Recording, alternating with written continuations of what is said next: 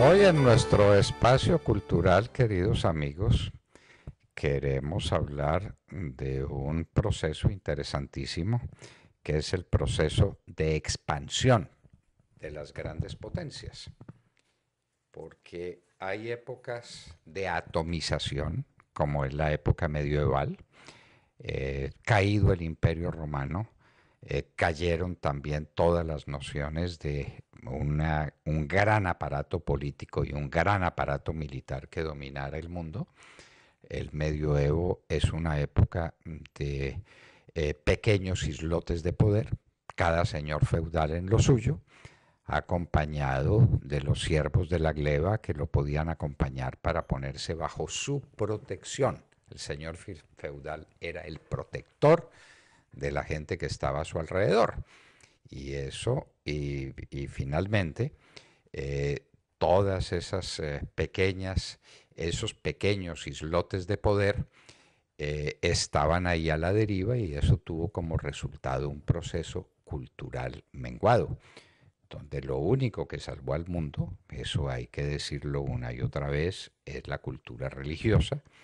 Son las catedrales, algunas de ellas construidas en el medieval. Es una obra tan prodigiosa como la Divina Comedia del Dante, obra religiosa como las obras de los monjes en los conventos, obras religiosas, especialmente copiando los legados de Grecia y de Roma. Si no es por los monjes medievales, poco sabríamos de la antigüedad clásica. Eso lo salvaron los monjes medievales. Pero frente a eso no había grandes potencias, sencillamente porque no había grandes estados. Grandes estados que comienzan a configurarse en el siglo XX, perdón, en el siglo XV, y que empieza el plan de expansión en todos los órdenes y en todos los sentidos. En ese plan de expansión hay un elemento determinante, que es la expansión por vía marítima. Y ahí es donde España llega a la plenitud de su poder en la época de Felipe II, después de que Carlos V había dejado las bases de un proceso tal vez el más grande que se vivió en muchísimo tiempo.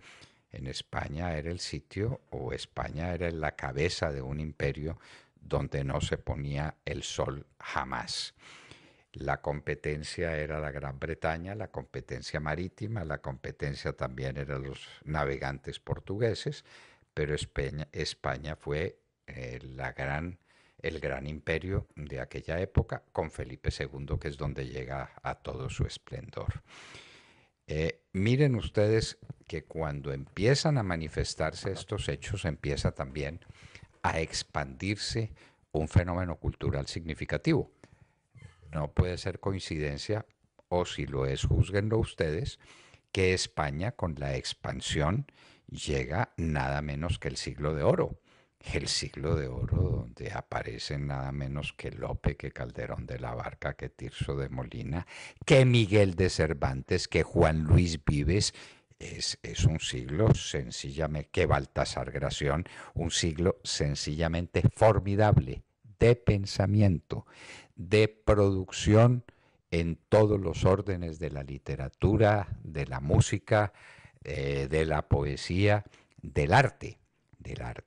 Y eso también viene con la expansión de los estados pontificios, que tienen una gran significación y que llegan con Julio II en su momento culminante. Y esos estados, España y Venecia muy particularmente, son los que logran dar la batalla de Lepanto y contener otro fenómeno expansionista que venía, el fenómeno de Turquía. La expansión, cada uno buscando ser más grande. Sistemas de unidad y sistemas de unidad que tienen unas producciones formidables. Los holandeses, que también están en plan expansivo, producen, es la época de Rubens, de Watteau, de los grandes pintores belgas, holandeses, de toda esa región del mundo que está también mirando al mar y mirando sus formas de expansión. Fórmulas de expansión que continúan hasta que llegan a los grandes imperios. En Europa, el imperio austrohúngaro, por supuesto, a la cabeza, el imperio ruso que mostraba con los Romanov, que mostraba cada vez más capacidad de ampliación. Y miren ustedes lo que fue la cultura rusa de aquellas épocas. Y el imperio napoleónico, y con el imperio napoleónico de Napoleón Bonaparte y después de Napoleón III, vienen todas las formas de la época romántica, del barroco, con toda la significación que tiene en todos los órdenes de la cultura. Si ustedes quieren es el acaso, pero en las fórmulas expansivas de los imperios, en las grandes unidades del Estado, hay mayor producción literaria, artística, musical. Recuerden ustedes pues a Mozart y a los grandes de su tiempo interpretando lo mejor de su música para los emperadores y para los reyes. El despotismo ilustrado, que fue un sistema filosófico enorme, y en ese sistema filosófico están los grandes pensadores racionalistas, trabajando al amparo por la protección y desde luego para exaltar los sistemas unitarios, los sistemas de los grandes príncipes, de los grandes reyes. En síntesis, procesos culturales en épocas de atomización de pequeñas unidades estatales o sociales, decadencia del aparato cultural igualmente. Proyectos de expansión, momentos en que hace presencia la gran cultura, grandes expresiones de la literatura, grandes expresiones de la construcción de la arquitectura, grandes expresiones de la música, grandes expresiones de la pintura. ¿Coincidencia o no coincidencia? Simplemente la presentamos porque eso es así. Las fórmulas de atomización conducen a parálisis cultural.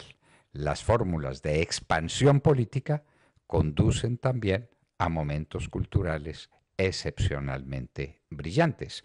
Se dan casos en que, por ejemplo, en el momento de la disolución final del Imperio Español y de la decadencia de España, surge nada menos que la generación del 98. Eso lo tenemos que anotar. España estaba perdiendo sus últimos dominios con las pérdidas de Cuba y de las Filipinas, pero ese momento da lugar a la inmensa constelación de talentos de la generación del 98. ¿Un argumento en contra de la tesis nuestra? Puede ser, pero esa es la realidad histórica y la realidad cultural íntimamente unidas.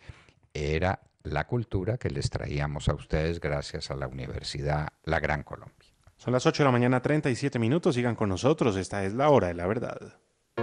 Estudia, investiga, innova y sueña. Construye tu camino hacia el éxito y sé un profesional íntegro, preparado para enfrentar los grandes retos laborales del mundo. Estudia en la Universidad La Gran Colombia y vive una experiencia de vida.